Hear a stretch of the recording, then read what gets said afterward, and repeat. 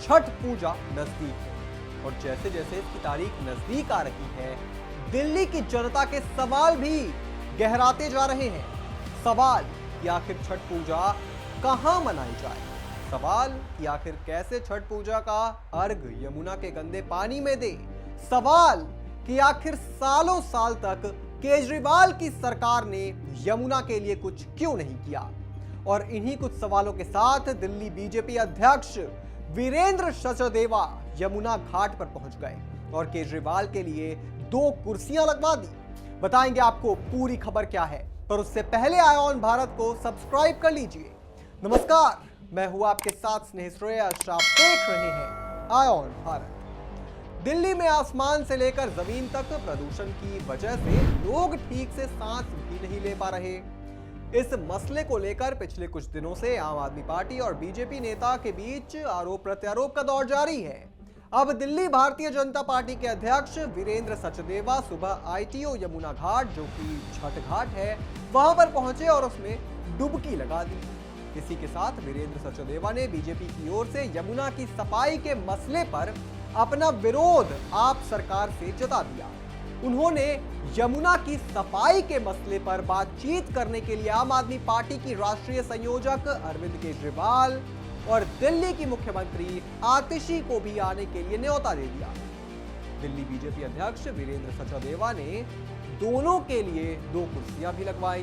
उन्होंने दोनों को यमुना सफाई के मुद्दे पर बहस की चुनौती दी।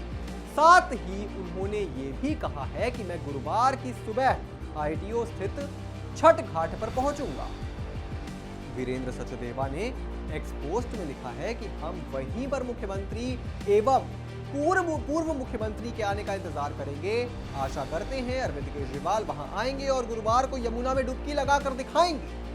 दिल्ली बीजेपी अध्यक्ष वीरेंद्र सचदेवा दिल्ली के सीएम पर तंज कसते हुए कहते हैं कि हमने लाल कालीन की व्यवस्था की है, क्योंकि जो सीएम आवास में रहते हैं उन्हें लाल कालीन की आदत हो जाती है, इसलिए हमने 2 कुर्सियां की व्यवस्था की है। यह परंपरा आतिशी ने खुद शुरू की थी, इसलिए अगर वह आती हैं तो उन्हें 2 कुर्सियों की आवश्यकता होगी। अगर अरविंद केजरीवाल आते हैं तो हमें खुशी होगी।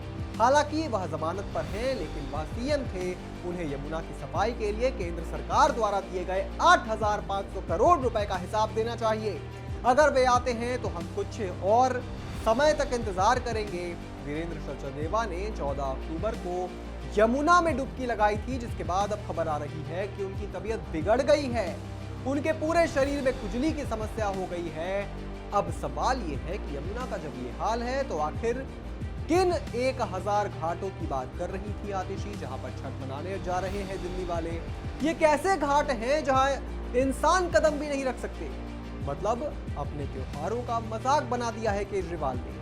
उनके बाद आप जनता के बीच चले जाएंगे और कहेंगे कि आपने दिल्ली वालों का भला कर दिया, मगर सच्चाई धरातल पर दिखाई देती है, ना कि भाषण में। और त्योहार का ये हाल आपने किया है, इसका जवाब जनता जरूर दे।